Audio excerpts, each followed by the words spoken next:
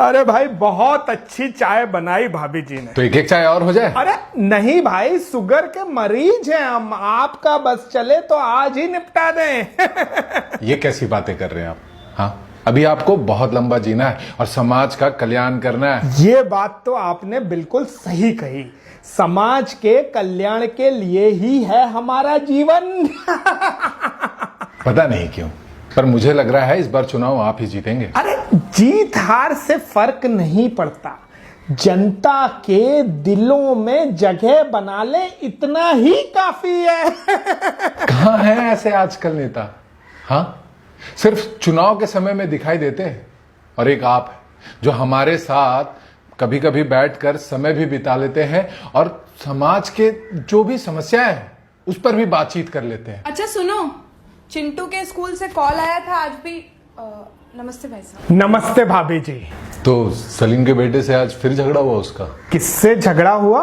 वो पिछली गली में रहते हैं ना सलीम भाई, उनके बेटे के साथ में। ये बच्चों के बीच में होता रहता है। नहीं नहीं, बिल्कुल नहीं।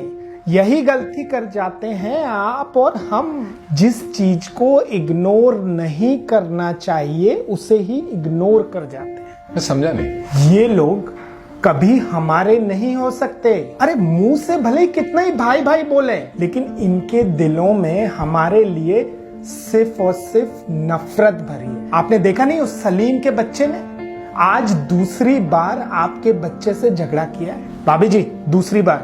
हाँ पर कुछ नहीं, बहुत भोले हैं। अरे ये लोग बचपन से ही नफरत घोल देते हैं हम लोगों के खिलाफ और हम लोग इन्हें अपना भाई मानते हैं। भाई साहब आप सिर्फ आदेश दीजिए, अरे ईंट से ईंट बजा देंगे इन लोगों की।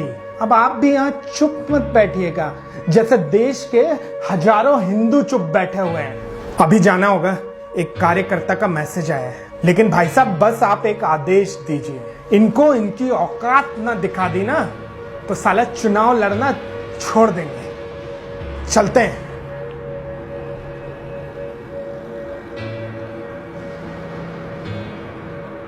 सलीम भाई, अरे सलीम भाई, सलीम भाई हैं क्या घर पे? अरे नेताजी कैसे हैं आप? हम तो ठीक हैं, आप बताइए अपनी। सब खैरियत से तो है ना? बस सब अच्छा है, सब खैरियत से। बहुत बुरा हुआ सलीम भाई आपके साथ। मैं कुछ समझा नहीं। आपके लड़के को मारा गया? मेरे बेटे को मारा है। किसने? अरे सुरजीत के बेटे ने स्कूल में। अरे नहीं नहीं, वो तो बस ऐसे ही वो बच्चों का होता है ना, आपस में थोड़ा सा खेल खेल में ही थोड़े झगड़े वगड़े, तो वो ऐसी कोई बड़ी बात नहीं। सलीम भाई बहुत भोले हैं, बहुत भोले हैं और आपके इसी भोलेपन का नाजायज फायदा उठाते हैं ये लोग।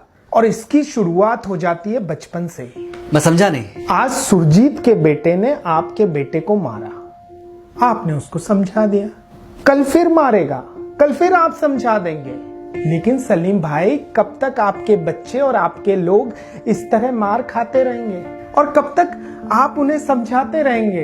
अरे भाई यही वक्त है, उठाइए पत्थर अपने लिए, अपने लोगों के लिए, अपने बच्चों के लिए, अपनी पीढ़ियों के लिए। और आप अकेले थोड़ी ना हैं, हम लोग हैं ना आपके साथ। आप बस पहला पत्थर उठाइए और उसके बाद हजारों पत्थर हम चलाएंगे आपके लिए। वाह नेताजी वाह, कमाल कर। अरे बैठिए बैठिए बैठिए, कहाँ जा रहे हैं आप? भाईजान चाय बन गई क्या? बस चाय बना ही रहा था मैं। एक्चुअल में आपकी जो भाभी जान है वो बच्चों को लेने गई है। मेरी बेगम जान, इनकी भाभी जान, वो इनके और मेरे बच्चों को लेने के लिए इस टाइम पे स्कूल जाती है। नेताजी पता है आपको इतना लंबा सुनने की आपको वजह क्या थी? चुप तो मैं आपको पहले ही करा देता, लेकिन अगर मैं आपको पहले चुप करा देता ना तो बहुत से लोग आज इस बात को समझ नहीं पाते। एक जरा सी बात को कैसे दंगे में बदलना है, ये आप जैसे कुछ नेताओं से सीखना चाहिए। अरे सुरजीत भाई, हम लोग दूरदर्शन के जमाने के लोग हैं, जब ये रामायण महाभारत अलिफ लला एक साथ देखा जाता था। ये आज के सोशल मीडिया वाले नहीं है, व्हाट्सएप फेसबुक वाले, जिनको लड़ाना बहुत इजी है। हमें लड़वाना बहुत मुश्किल है नेताजी। बचपन से हम साथ हैं और हमारी लड़ाई अगर कभी किसी से हो जाती थी ना तो हम हिंदू या मुसलमान बिना पूछे एक दूसरे के लिए लड़ जाते थे। बिल्कुल सही बात। आज की तरह नहीं है कि जरा सी लड़ाई को धार्मिक जामा पहना दिया और उसके बाद पूरे देश को अशांति के माहौल में झोंक दिया। अच्छा तो फिर मैं चलता हूँ, वो कार्यकर्ताओं के मैसेज आ रहे थे। अरे नेताजी बैठिए बैठिए, बस चाय बनी गई है, चाय पीकर जाइएगा। नेताजी, इस बार का चुनाव तो आपके हाथ से गया। 4 वोट तो गए इनके, 2 मेरे घर के और 2 मेरे घर की।